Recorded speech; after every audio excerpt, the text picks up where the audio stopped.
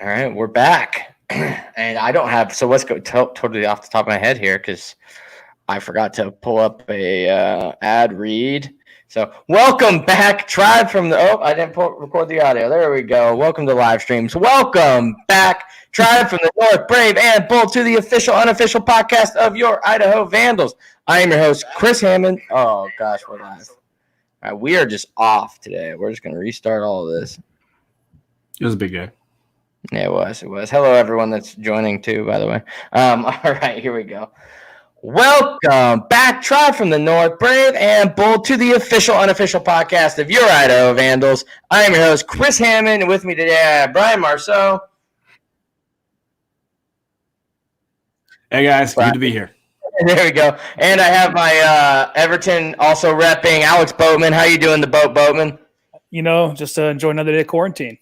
Yeah, it's been quite the quarantine. We had a very exciting day, which we'll all be talking about here a little bit shortly. This is our second time all hanging out today. So we'll get right into that. We want to thank our sponsors for the whole season, Montucky Cold Snack. This episode wouldn't be possible without them. Ad read, top of my head. Ain't nothing like cracking a Montucky Cold Snack, an ultra-refreshing light beer born in majestic Big Sky country. The best part is when you crack a snack, you're giving back. Montucky Cold Snacks donates 8% of profits back to local causes, even right here in Idaho, supporting organizations like the CW Hogs and the Idaho Food Bank. Yeehaw! That's freaking awesome. Montucky Cold Snacks, a light American lager for pow-pow rippers, gator wranglers, pony riders, and badass do-gooders. Visit MontuckyColdSnacks.com today to find out how to get, some snacks. All right, bar is open. Let's get into it. If you tuned in to see the Robb Akey interview, our technology is not quite there to play it back live for you guys. Plus, we don't want to sit through another 47-minute of what we just talked about. So we're going to break it down for you guys. If you want to see the live interview, we'll have it on Thursday. This will be edited in, so you can check it out on YouTube. Or if you're listening on iTunes, Spotify, wherever you may get your podcasts, it's right there for you to listen to as well. But, guys, we had an interesting conversation with Coach Akey today. I just want to know kind of what are some of your main takeaways. I know, Alex, it's been a while since we've had you on. Why don't you start? What were some of the takeaways from everything Robb said and kind of what we talked about, with him? Yeah, one thing I love about Coach Akey that stands out right away is his personality. He didn't get too many hey bubbas today, but not a ton of hey bubbas. I know, I was surprised, but it was interesting hearing his side of things from starting at Idaho, when he played against Idaho in Weber State, to coaching at Wazoo, and how he was ready to actually give up on the job. That's kind of what was really surprising, just the timing of everything. The infectious personality just carried Idaho to some good success and some good fun in that 2009 season. So it looks like that froze. Oh no! All right, 2009 year was a fun time, and then that 2010 year was so close. But spent a lot of time in my early teen years in the Dome with Akey as the coach, and and after seeing a lot of him, and then being coached by Coach Petrino. It's interesting seeing the two different sides to how they kind of operate, but sometimes there were some really big similarities that I saw from that 2009 year to our 2016 year. Yeah. Brian, any major takeaways for you? My takeaways from Robb, it's similar to my takeaways from Mahmoud, which is I like when we get people who can just kind of tell, the story of whatever the topic happens to be, because we learn some stuff it just wouldn't occur to me to even ask about.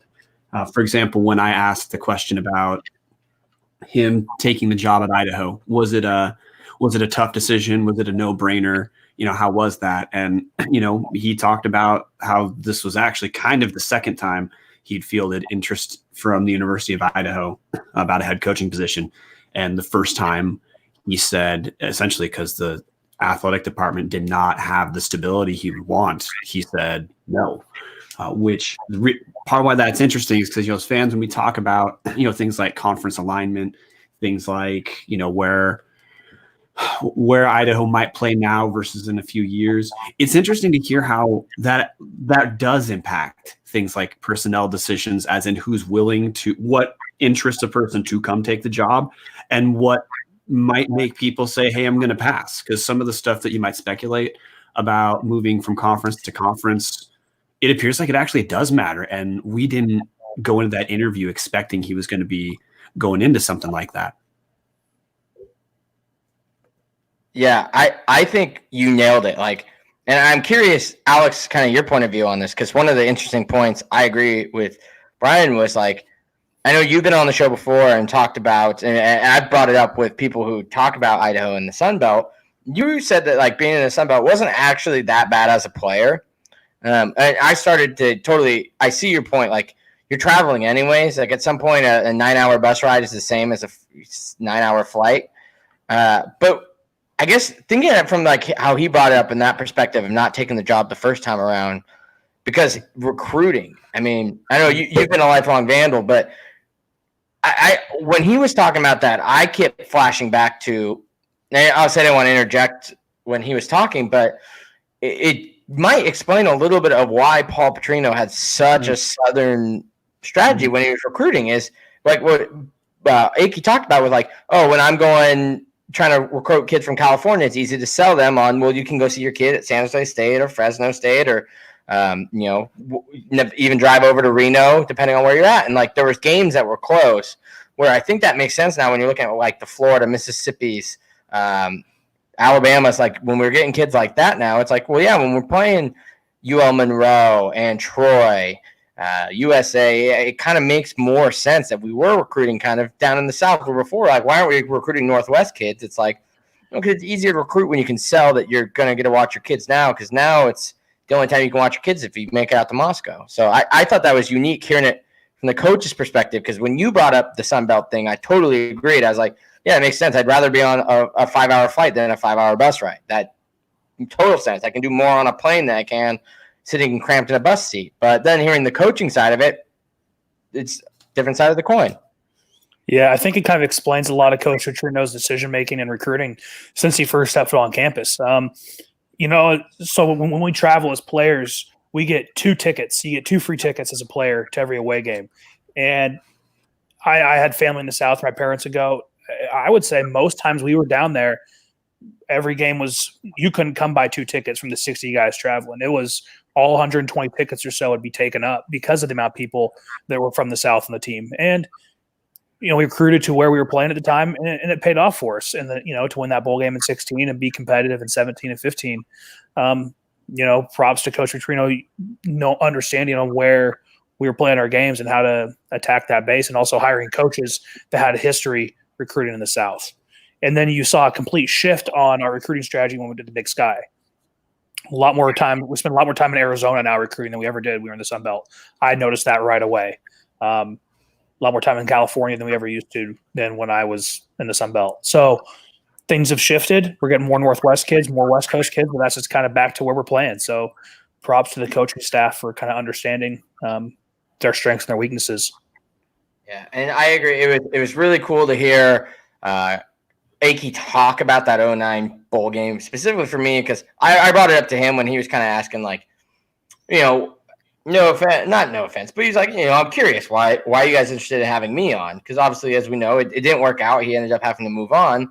But it's like, because you were, and how I introduced him, you were a very electric personality. Like, as a Vandal, like, I think every Vandal rooted for you to pull this off. And I told him that, like, me, a student in 09 in high school in Boise, I went to that 09 Humanitarian Bowl, and them going for 2 and my dad wanting to leave and me convincing him to stay is what drove me to go to Idaho over Washington State.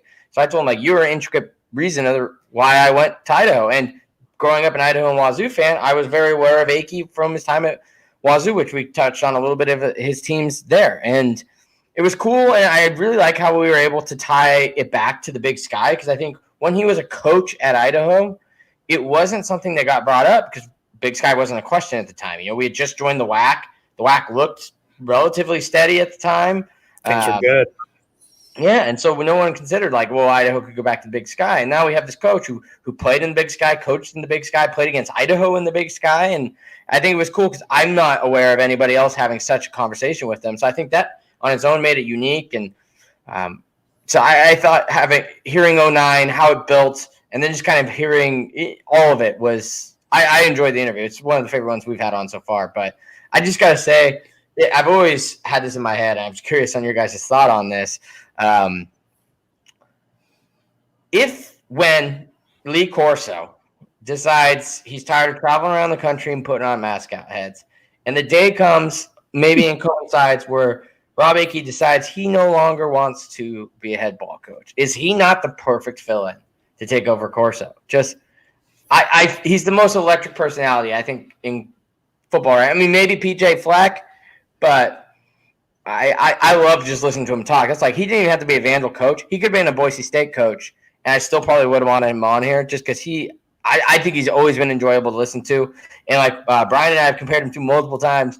Rob Fennessy is kind of like the poor man's Robb Akey. Like same kind of mannerisms, same kind of like go-get-it attitude, very upbeat, kind of weird mannerisms. They're just very him.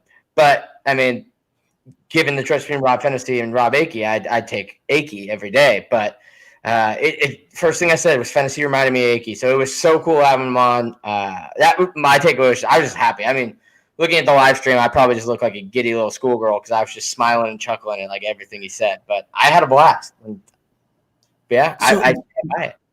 The thing, too, about Akey that's different is, and of course, I'm not trying to pretend that when anyone tells the story of when they were somewhere, it's always slightly favorable. Though, they don't tell the worst version of themselves, of course.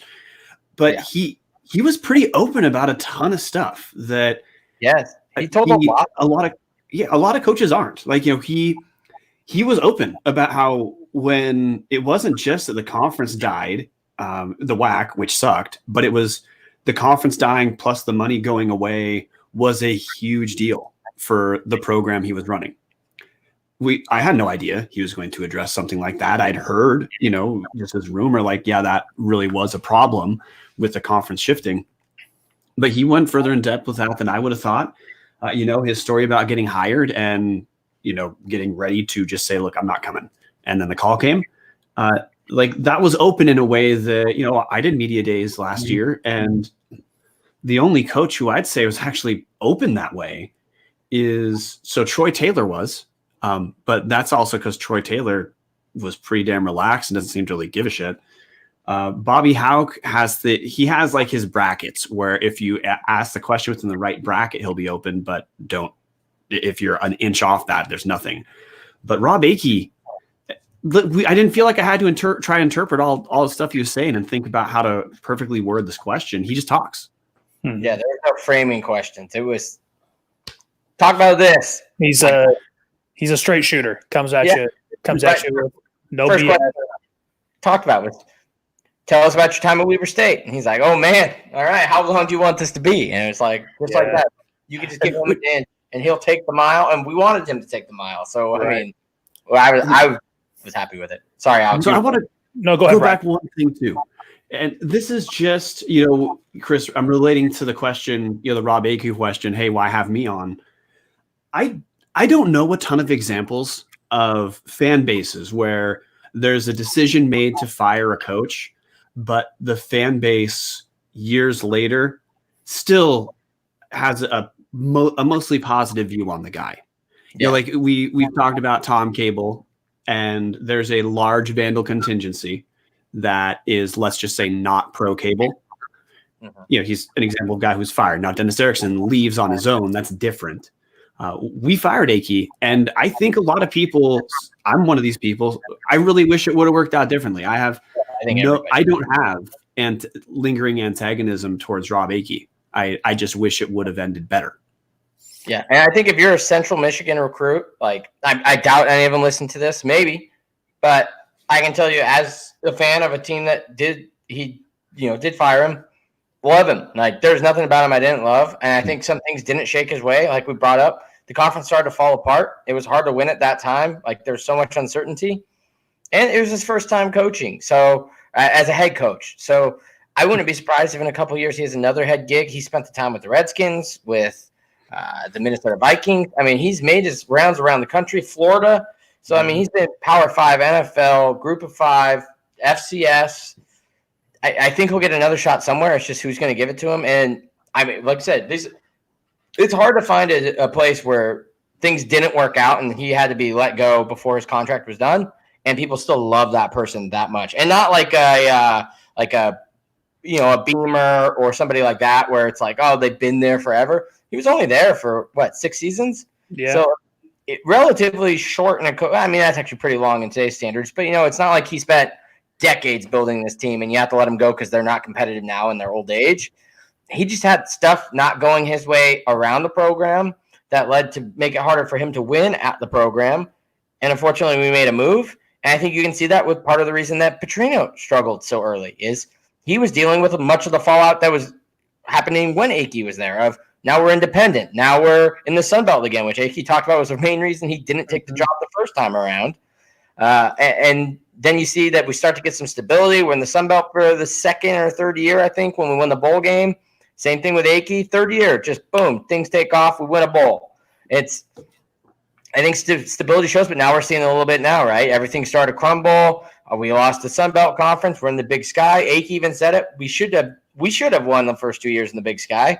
And this guy grew up playing in the Big Sky, and he can admit that a team coming from where we were, especially in the Sun Belt, probably should have competed better than we did. And I think it just goes to show that stability and concept of your program when you're going into kitchens. And Petrino touched on this when we talked to him at Media Days. It's like he was saying the second year around is easy because we're like, no, this is where we are and we're here. Where before it's like, well, how much do you care if you're dropping? It's like now there's no more of that conversation. We've dropped. We can just sell on. We're here. And I think we all are big believers that you're going to see a turning of the tide in the next I definitely think 2 years from now, I think we're a serious contender for possibly a Big Sky championship, if not a playoff spot. Next year, I think we have a chance. I think it's just we had to get the stability back in the program. This will be our third year in the Big Sky, and I don't know how it shows. This third year is a good year for some stuff. So maybe this is the year. Maybe we're the Sac State this year.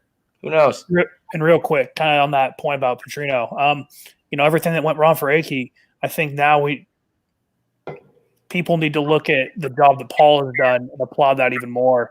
The fact that he took a situation that had no stability, took a situation where he's independent, then to the Sun Belt for only a 4-year contract, won a bowl game, won Coach of the Year, came within a couple plays of going to another bowl game the year after that, after being told we are dropping.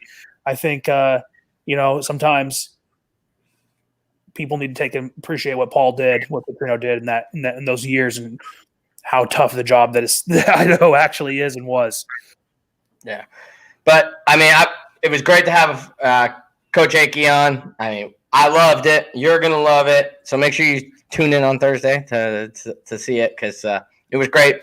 I agree with Alex. Not a lot of Hey Bubbas, which was surprising. But I don't know. Maybe someday we'll have him on again. He hit us up after asking if that was everything we wanted. So I could be like, maybe – no, actually, we've got a million more things that we could talk to you about. So maybe a recurring guest. We'll see. But for now, we got him on. You guys requested. That's why that survey that we keep plugging is so important because it gives us stuff like that when I can go to him and go, you were the second most requested guest. So, it's not just us wanting you on or one random person.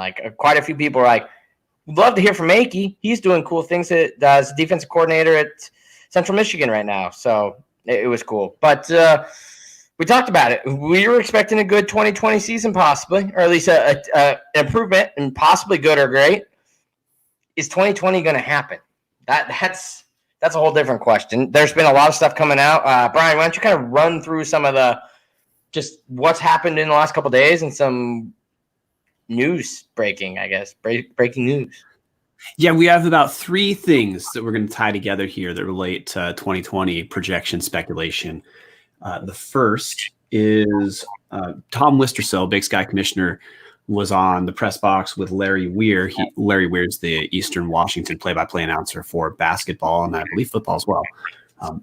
And he talked about the upcoming season. The 2 big points that I took away from this was one in explaining, giving institutional control to when sports needs to start.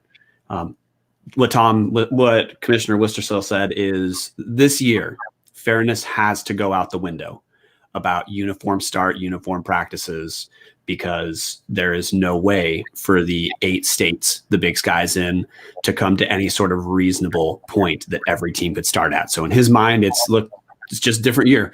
We want the season. That's the big question. So if people were thinking, okay, will spring ball be kind of uniform school to school? The answer is probably no, not at all. It's probably going to be much different in Montana than California. Relating to that, the commissioner also said he believes if we cannot have fans in the game live at the game, he does not believe we should be playing, or that would be his opinion, is he doesn't believe we should have the season. Now that wasn't like a binding statement, but it is interesting to hear decision makers do have that differentiation for the FCS. Lynn Hickey, athletic director at Eastern Washington, she said the same thing for Eastern. If Eastern can't have fans at the game, she doesn't see how they could have the game in the first place.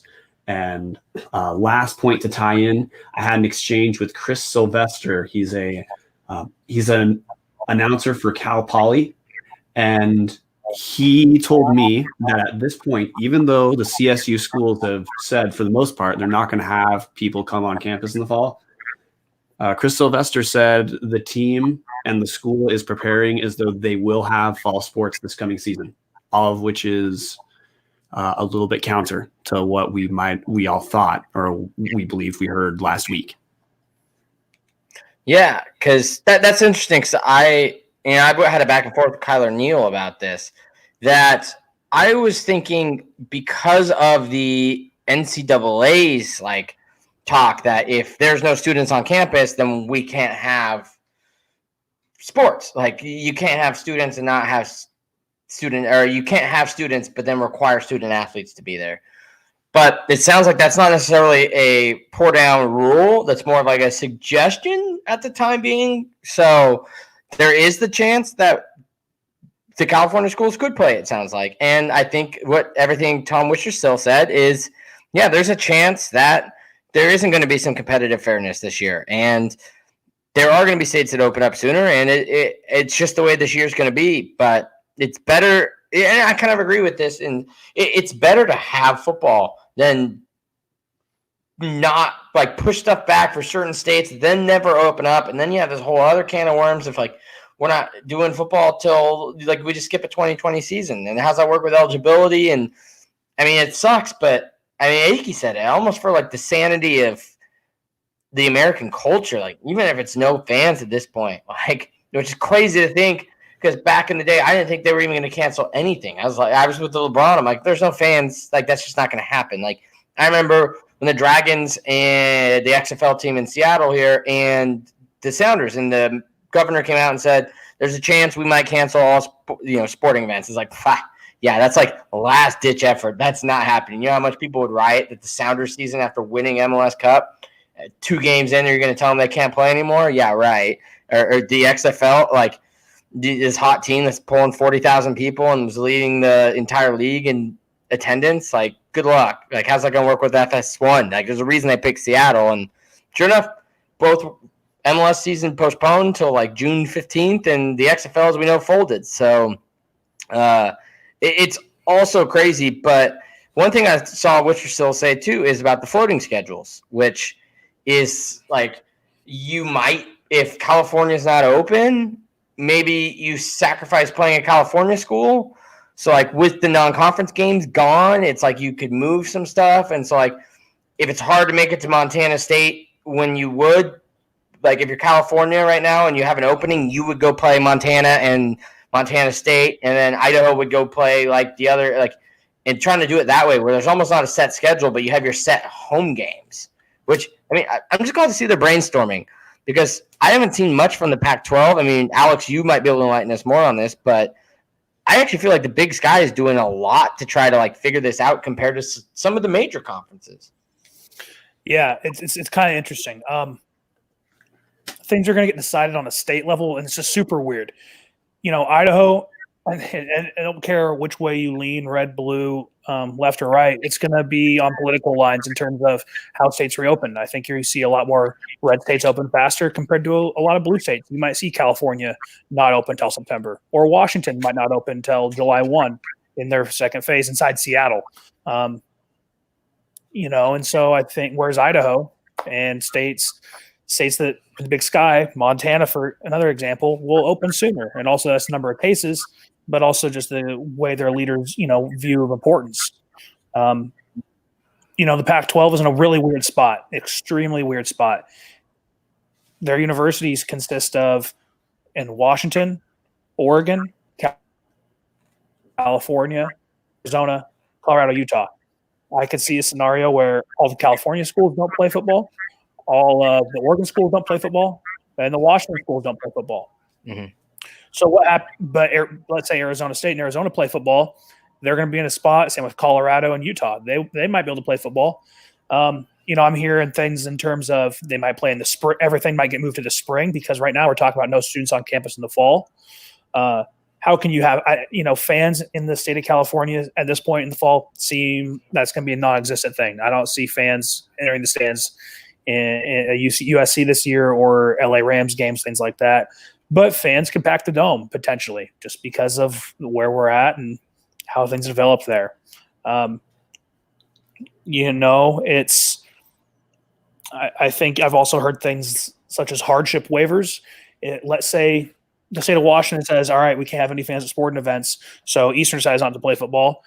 I've heard situations where the NCAA will then allow every student at a school that does not play a season to have an immediate transfer with immediate eligibility.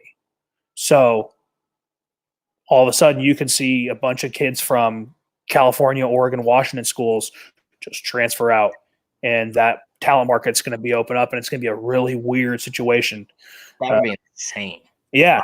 Like, how's that affect, especially because, like you said, it's more of a West Coast, because it affects the Northeast a lot, which, yes, in the FCS level, that's a bigger deal than it is in the FBS level, like Rutgers and Maryland and Syracuse. Like, BC. Yeah, in the SCS level, we have quite a few. We have a whole conference up there. But USC, like, where are those players going to go? They're not coming to CS level. Like, they're probably not coming to the Big Sky. They probably go to like Oregon or UW, but those schools probably not. Oregon and UW can't play.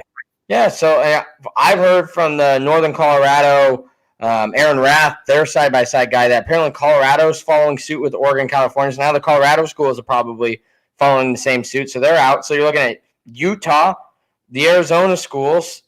Where you're going to go to, like UT, Alabama, Clemson, like you're going to go to the SEC country. So you're going to have like a max exodus of talent from the West Coast.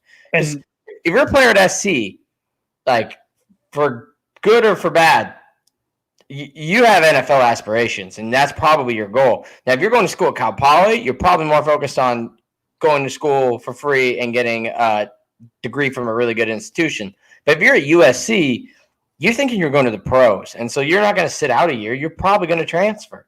And I just think, man, it's just the repercussions of this is going to be felt, I think, for years. They've talked about how we always thought the conference realignment was going to happen because of TV money. Might start happening just to become, what, in my opinion, what it should be, more regionalized again. And you're playing teams in your region. Well, I remember at this point is football for the most part at the Division I level, FCS, FBS. We fly private charter. You get direct on the plane. You deal with very few people besides people on your program. Every Olympic sport in the fall, soccer, volleyball, cross country, they all fly commercial. Mm-hmm. How are you going to tell a volleyball player at the University of Idaho who's like, I don't want to go? You know what I mean? How are you going to tell someone like that on a commercial flight in August, in September, come on, let's go through let's go through 3 airports and get around, thousands of people? How are you going to tell them that? So it's going to be a weird student athlete power structure that you never would have seen before. And that's the whole thought of California. San Jose State's AD said they're planning on having a football season, and this is the reason I don't see California having a football season. Any CSU school to having a season. That's San Diego State, San Jose State, Fresno State, Cal Poly, Sac State. How can you tell a student athlete you have to be on campus when every other student does not have to be? How can you tell them you have to be here? You can't. And I think you're going to see student athletes come out with more power than ever before, even with the whole name, image, likeness thing. Yeah. No, I agree. It's the NCAA is going to have to kind of show their true colors in this one. Are they viewing people on scholarship as athlete students, or are they viewing them as student athletes? And I think the rubber's going to meet the road on this argument this year between the likeness. I think they've already kind of showed that. I mean, I guess, for instance, in college, I could have sold my likeness, but yeah, no one's going to buy my likeness. But if I'm, for instance, Johnny Manziel, I bought his Johnny Manziel shirt in college. He didn't get any money off that. You know how much money he probably would have made making money on, Johnny Football's apparel? Zion. So, yeah. Zion Williamson. Tua, Marcus Mariota. Like, there's Tim Tebow. Like, there are guys that could have made some serious, like, life-altering money, whether they made it in the NFL or not, like Johnny Manziel and Tim Tebow, that wasn't available to them, and that has changed. And then I think, well, you said that's a great point now, is it's almost going to come down to, like, the women's national team versus the men's national team in soccer right now, where the women are having the equal pay lawsuit. It's going to come down to, yes, some of these rules are being bent for football, like, oh, we're going to have athletes back on so we can play football. But like you said, if you're a volleyball player or a golf player, tennis player, like no, I'm not flying commercial just because you need a football team to go play in Alabama for $1 million. Like, I'm not flying to, like, I think Hanford's in the Big Sky for golf. Like, if you're a U of I men's golf player, like, are you going to fly to Hanford on a commercial airline right now, right into the heart of the Northeast? Like, I don't know. I think you're going to have to show, like you said, I think athletes are going to have to start to show, like, we're not your normal students. And you got to start either treating us like that or treat us as students. And if students aren't back, we're not back. It's going to be interesting. Well, there's an in-between situation right now, too. Now, I want to get to the specifics of some of the schools we're talking about, and this is why last week I said there's just no way the schedule printed right now is what we actually see, and that's exactly what we learned when Tom Wistrcill was talking about speculation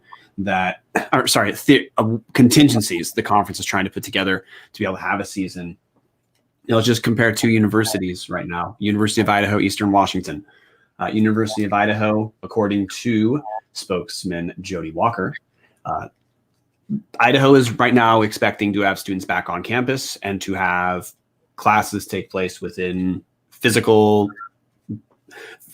class will take place on campus is what they're planning right now. They're of course planning for backup in case something's different, but that's their viewpoint right now. Is at Idaho, there will be people there.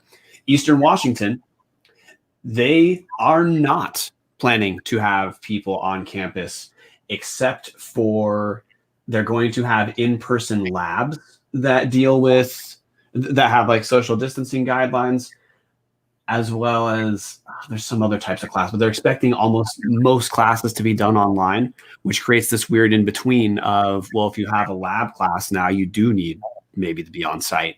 And if some things are open, I mean, I guess maybe you view the athletes as, well, they just will get special attention at their facilities. But of course, all that spacing goes out the window when you're, tackling someone. Yep. I mean, exactly. It's going to be super interesting, and I don't think there is a right answer. And like I said, from each week we've been on here, where we've covered it 3 or 4 weeks each time, other than this week, actually pretty much saying we're just not going to talk about it. But just it is the hot topic. You can't really avoid it right now. But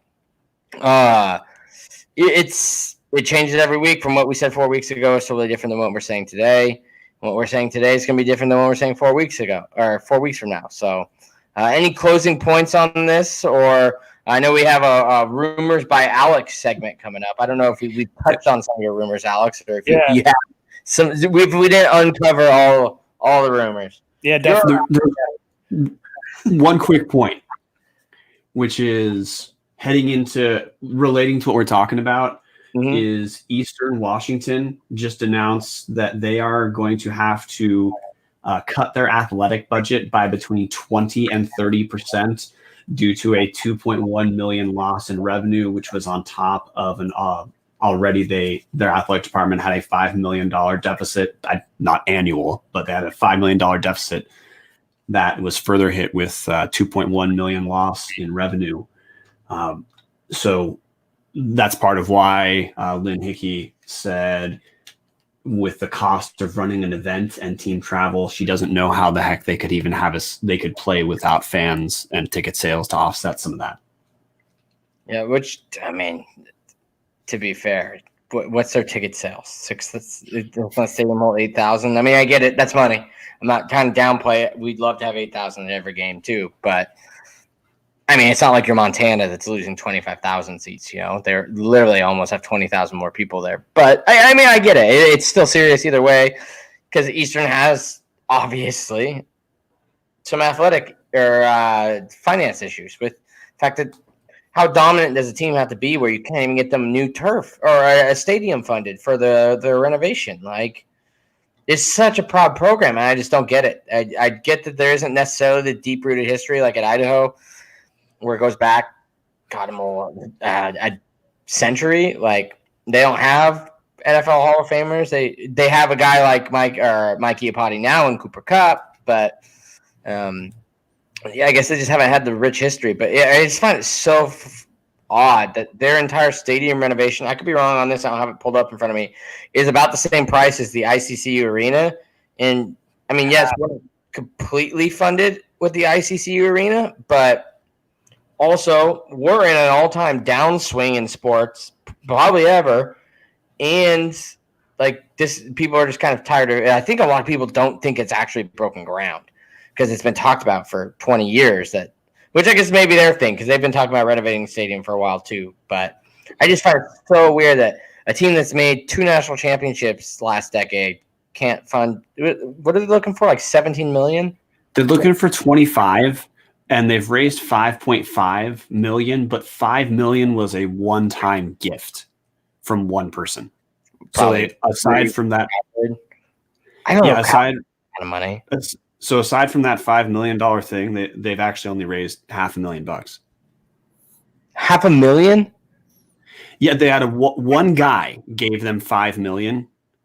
The rest combined is at 0.5.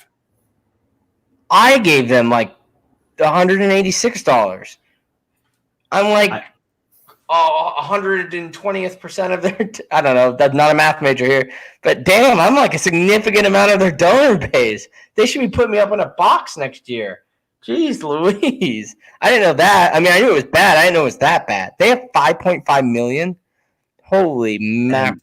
Knowing there's an article in the Stokes now. Knowing how these things go, they probably have more than that. They just haven't said they have that amount of money. I wouldn't be surprised. It was probably sitting closer to 10.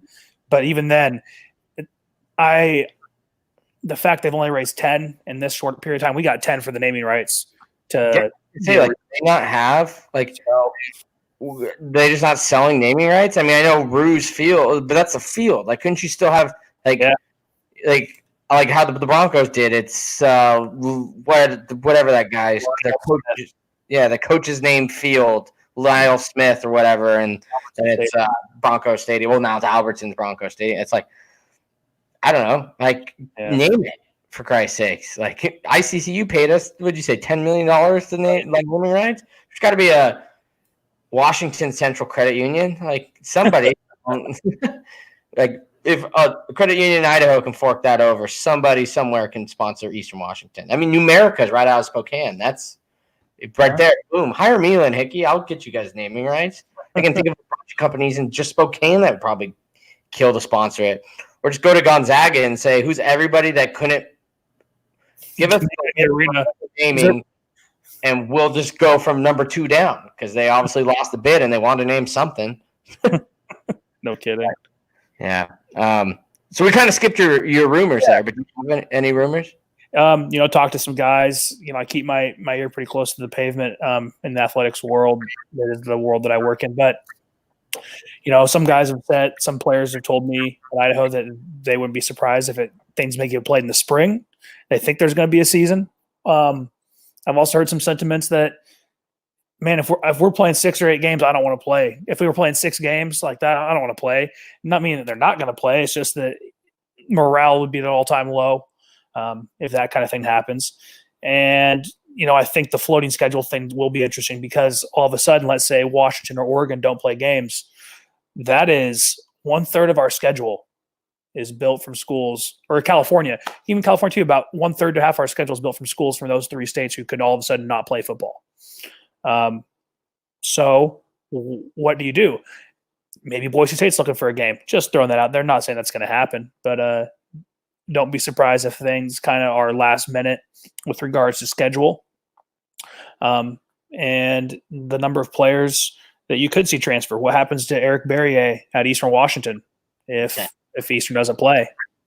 Is he going to an FBS team? Is someone like Boise State trying to go get him?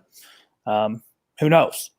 So, some rumors, some speculation, but speculation is kind of built off of some rumors in terms of I don't think you're going to see 130 FBS teams and about 120 FCS teams taking the field this fall. I think you might see somewhere near half that number.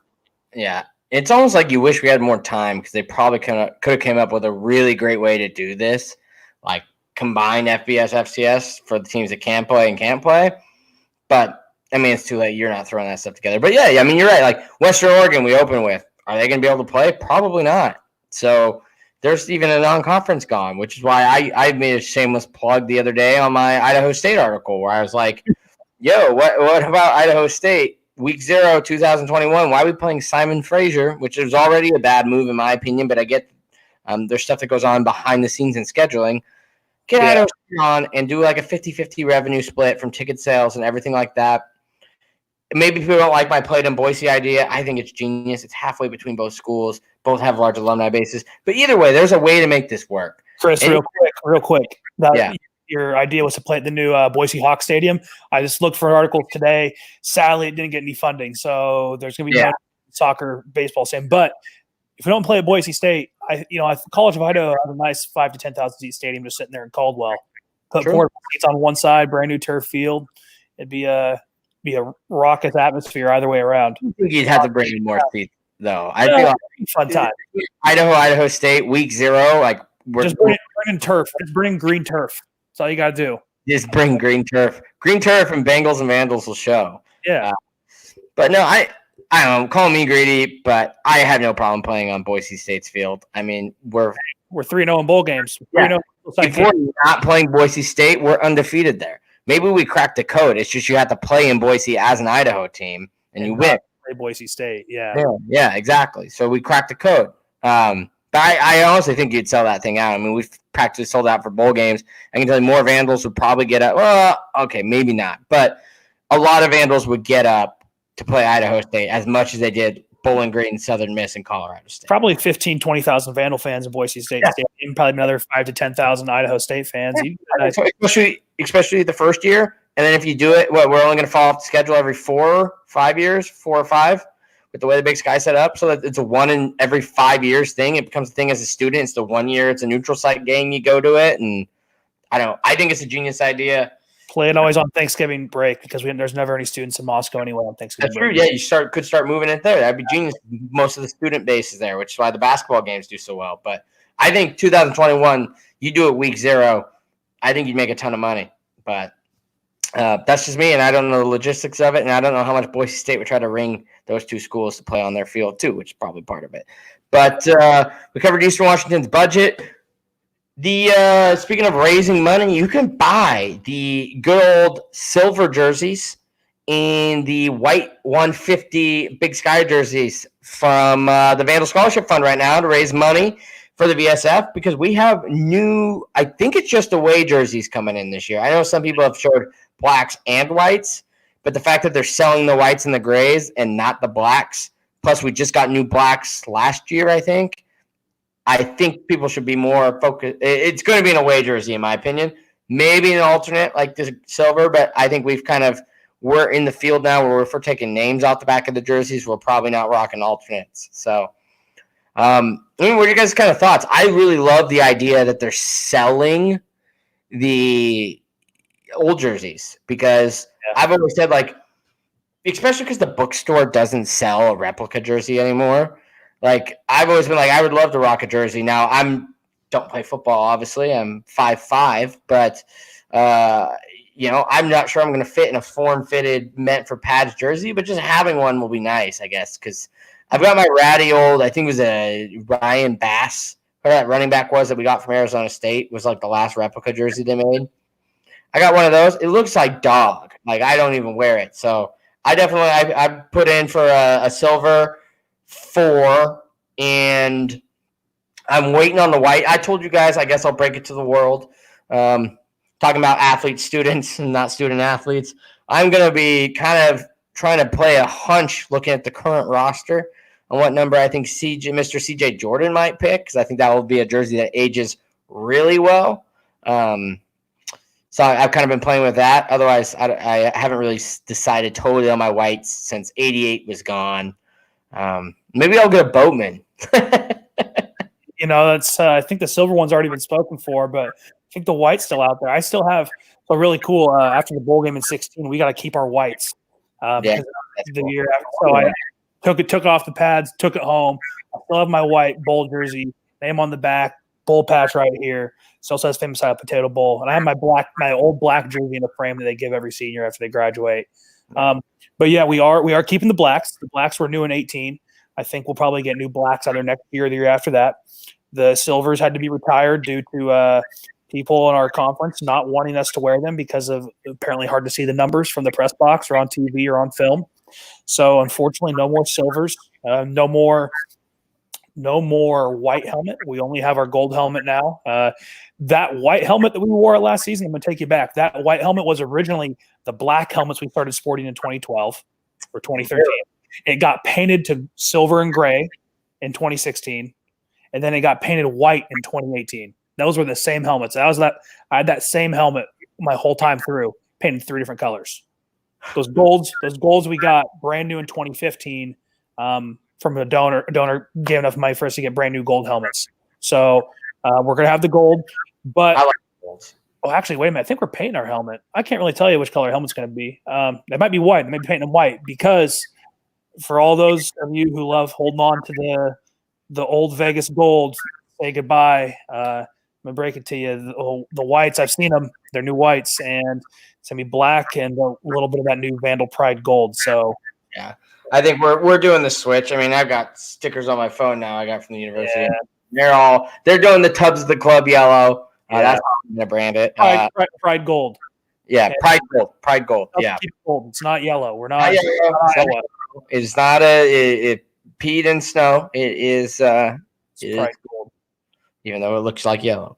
But I love the gold helmets with the script. Well, I guess your opinion as a player, I mean, I'm sure as a player you don't care, but now as a fan growing up, then as a player, and now, what are kind of some of your favorite jersey combos we've had? Because I've always said I actually love the gold helmet with the script. That is like my favorite staple Vandal look. But then I would love to see some Grumpy Joe incorporated maybe once a year, like homecoming. We throw on Grumpy Joe. So I've grown up with a lot of different Vandal jerseys. I have my favorites. I actually watched the 1998 highlight DVD from the team 2 days ago. I have it. Chris, if you need it, let me know. We live like down the street from each other. It's on the club's YouTube channel. I didn't upload it. It wasn't me, but on the interwebs. But Idaho was always kind of bland for a few years there. When I showed up, we had black helmets, black and white jerseys, gold and black pants. That's all we had.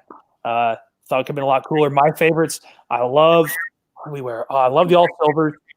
The all silvers were awesome because our colors are silver and gold. Lots of people forget we're not black and gold.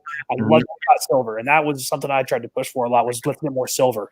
So I loved also the bowl game combo, the silver, white, silver, classic away look. Looked good. I love when we wore all white against Eastern in 2018. The all white was looking great. Look, yeah. So that was one of my more favorite ones, but. I do love gold, white, gold. At the end of the day, that gold, white, gold does look really good. And one thing that I'm maybe trying to push our equipment guys for Do you guys know Montana State's gold jersey they have? Yeah, they do Gold Rush to start the year every year.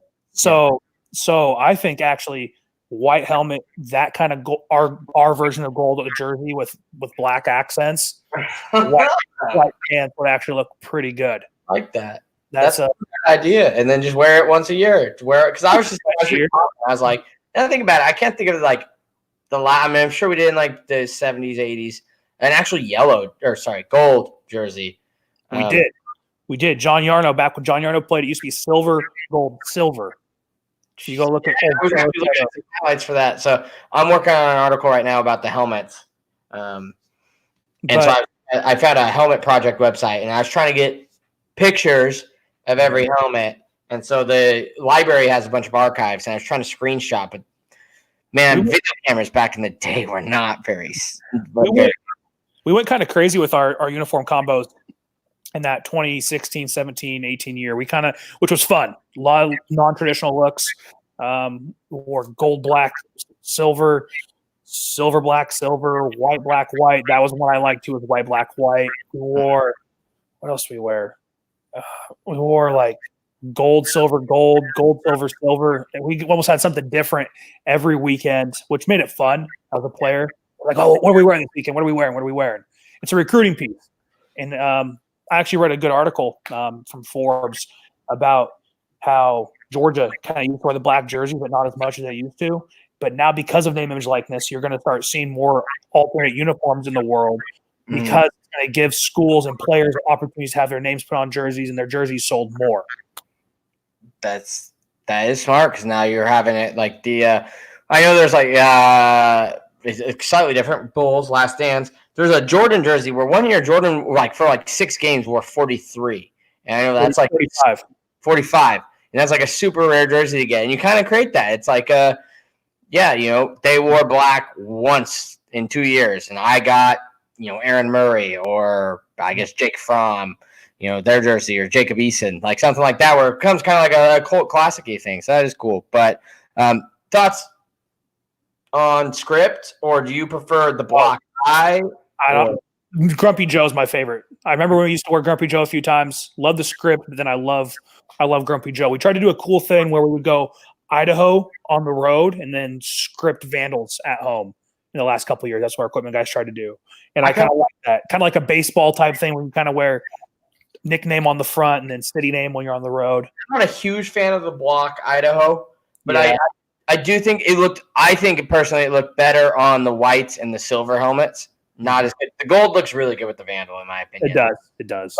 And then I noticed the on the gray, it was either grays or the whites. I think it was the whites. They had the Vandals in a gray, as I'm writing this article. They have it in a gray font once, and then they have it in a gold font and a white font.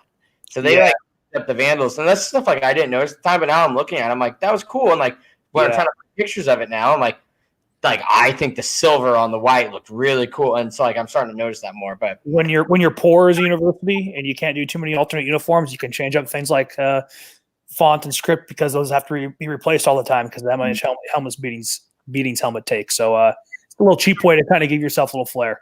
Yeah. So what's your opinion on the? I have the flare. I like the Oregon Duck thing because I think originally it's like how Joe Vandal's helmet is. He's got the wings. Yeah, that'd be cool. Anything, the lacrosse team rocks it. If you actually rock the wing jersey and made our helmets look like Joe Vandal's helmet, I think that'd be pretty tight. I do too. I think that'd be pretty cool. It'd be tough to see it in the new Pride Gold. I don't know how that would look. Yeah, true.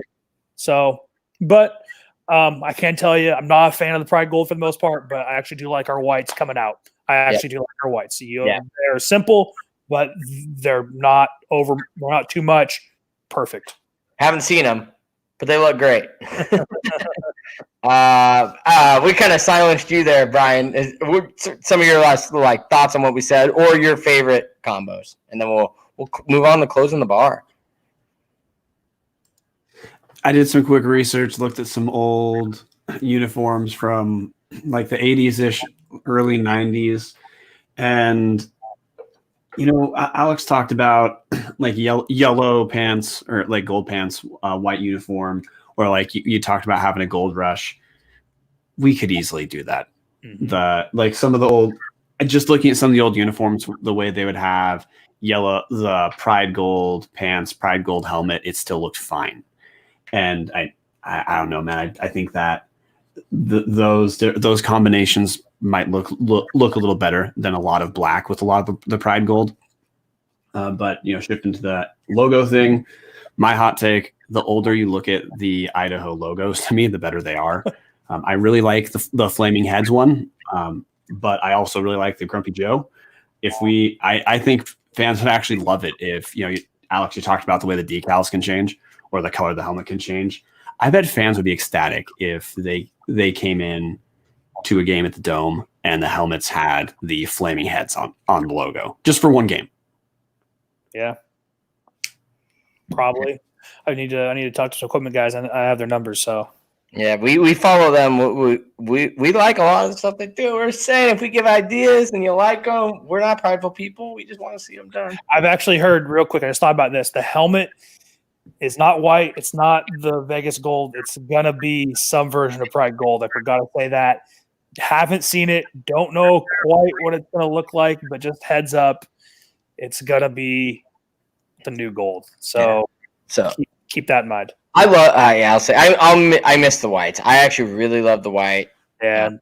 And I think so. I guess I want to talk to you guys real quick. We'll go around because obviously they've not made this one a surprise. Like I wasn't going to talk about it until now. They're announcing they're getting new jerseys, so I feel like we're free to talk about it a little bit. But what were some of your favorite surprises? I mean, I know Alex, you were on the team, so maybe you weren't as surprised by some of the stuff. But like for instance, I know me. I specifically remember Dad's weekend when we came out with the black pants. And we actually finally had the all-black look to that black helmet with the gold sparkles that nobody knew had gold sparkles, which was just something that Oregon was testing. And then apparently it looked so bad on us, they decided they weren't going to do it, but I still love it.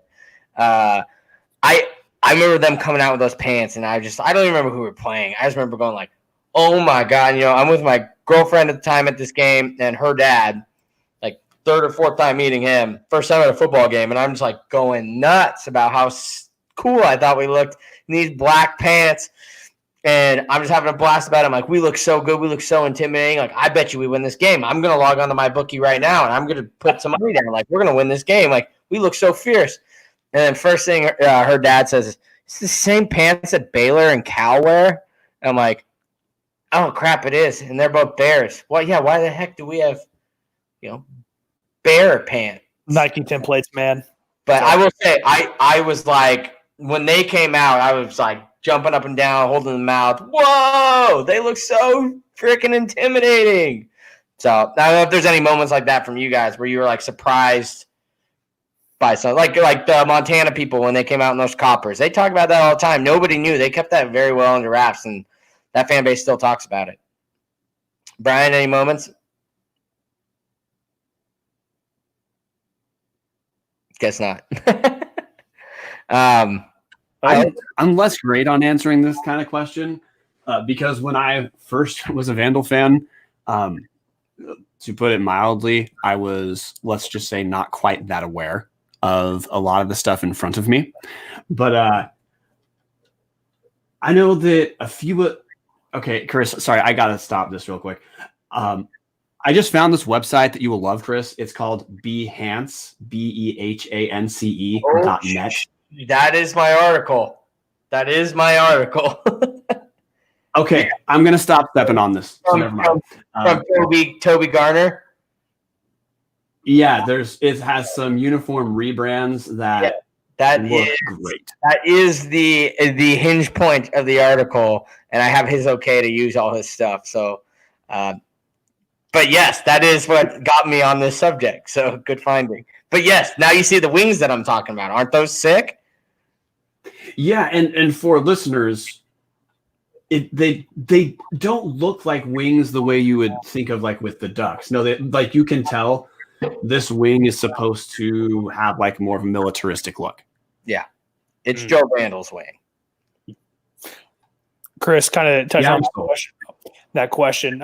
Surprises for me, it was Boise State in was it 09 or was it 07? And we came out and we only had the block eye on the helmet. Yeah. And that has only been worn one time, actually. Yeah, that was 09, I think, against Boise. Yeah.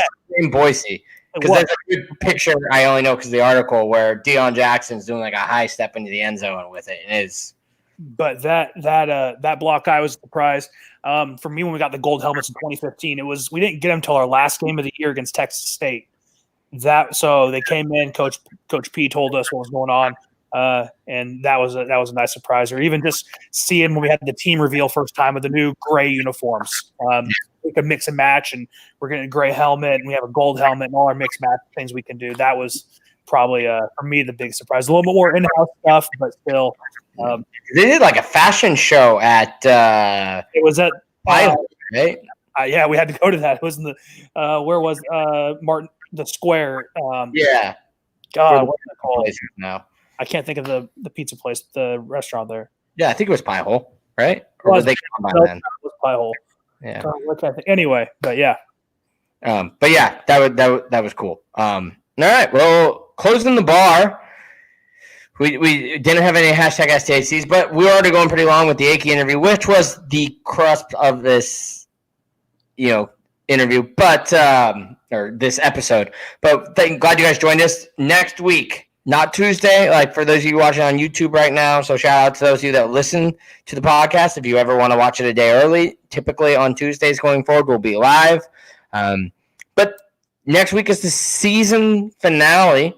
Brian and I will be taking some time off from June to about mid-July, pending what happens with the season. We'll be covering any breaking news, but we're going to be taking a break. But we're going to end it the right way with what we promised you guys back in April or March, whichever it was, April, the spring game, the FCS versus FBS. Confirmed guests, Alex Boatman is going to be there. I know we've got rumors that AJ Wooden might be joining us. Buck Cowan will be on. He is confirmed. We have the Black and Gold podcast from Appalachian State confirmed. We have Crimson Crazy for New Mexico State confirmed. We're very, very close to confirming a time and or way to get a Coastal Carolina fan on. So we've been putting in some work. It's going to be live for those of you that watch the YouTube show. For those of you that don't, no better time than go to youtube.com/Subs at the Club and subscribe because we have it scheduled where people are going to be coming in. Upgrade our technology to hopefully blow it off without a hitch. If that is not a possibility for you, it will still be available, just probably not on Thursday because if we usually do these Tuesdays, it takes me 2 days to edit everything like that. Expect it like Saturday, maybe Sunday. But if you want to watch it live, which we're hoping for because we want people to interact, we're going to have people on. They're going to talk their points, FBS versus FCS. Obviously, we have people that are New Mexico State, which went the opposite route from us after being booted from the Sun Belt. You have App State, which left the FCS and seceding, or succeeding. You have Coastal Carolina, which left the FCS as a power and is now faltering. So we're trying to get every point of view, including former players. We're trying to, if any of you are interested, I know I'm thinking about reaching out to a couple boosters. We just want opinions. So make sure you can comment below. We'll broach topics, but we're going to have people on about 5-10 minutes. Then we'll kind of all rehash what they said and have our own little kind of discussion. It's less of a debate, more of an airing of grievances, which we said. But we want you guys to be a part of it. Also, make sure you follow the Tubs of the Club survey. It's pinned on the top of our Twitter. We will probably post on all Vandals for some of you that don't use Twitter. But we want to hear from you guys that listen to the podcast. What we could do better. Obviously, Akey was a suggestion on people you want to hear. So we have stuff like that. And we use it to better the podcast. And some of it, there are sponsor questions because we have to start. Part of the reason we take time off in June is figuring out who's going to help pay for all this next year. And we've got to have some time to find out how much Montucky wants to be a part of it next year. But we're happy with them. We hope they're happy with us. But that's all I got. So check out date off the top of my head. I don't have it, but next Thursday at 6 o'clock. So we'll be earlier than normal too. We're going to have the FBS FCS. That's May 28th. And to make sure you take the poll. Alex Boatman, how can the people find you and what do you have going on in your life? Yeah, follow me at Boatman Alex on Twitter. Going on, just finishing up at University of Washington. Don't know where I'll be at. Next time this podcast happens after the FBS FCS episode. So we'll see. What I'm going to do in the spirit that both Chris and I are in Everton jerseys, if you can guess the player name on the back of my jersey, name and number, I will Venmo you, Cash App you. You got to DM me. If you get it right, I'll Venmo you $5 for a tub at the club for you can get some nice Coors Light, or you can get a Montucky for yourself. That'd probably be the best way to do it. But real quick, disclaimers: Colton Thrasher, Ed Hall. You guys could not guess. You know this answer, Colton. I know you're watching right now. Do not answer this. I know you're going to try and do it. So you're not getting that from me. So find me on Twitter at Boatman Alex. Give me a follow. You get name and number right. It's Everton, Blue, Umbro. Figure it out. Premier League. You get free tub at the club on me. They've done nothing better than a tub at the club, other than if they filled it with Montucky. But Brian Marceau, how can the people find you, and what do you have going on in your life? Find me at Brian Marceau on Twitter. That's MARCEAU. And at this point, man, I'm just stoked to close the season down, get the airing of grievances taken care of, and do just like Robb Akey said on our interview. We got to own it where we're at. Exactly. And you can find me at Chris_P_Hammond on the Twitters and everything like that. Make sure you follow Tubs at the Club on all the social medias, because we are all over the place all the time. We want to thank you guys all for tuning in. Hopefully you enjoyed the Robb Akey interview if you're listening to the podcast. And if you're watching us live, you're excited to see it on Thursday. It's been fun, and next week is going to be fun. If you have any suggested guests you'd like to see us see, or you have anybody you think we can reach out to, let us know. We're more than willing to reach out to them, but we are super excited for next Thursday, 6 p.m. Pacific, FBS versus FCS, airing your grievances. Turn the page when we restart middle of July, and it is all looking forward to that 2020 Big Sky Championship. Thank you guys for tuning in. Enjoy an ice cold Montucky just like we did, and we will see you guys on Thursday. It's time for the best band in all the land to play us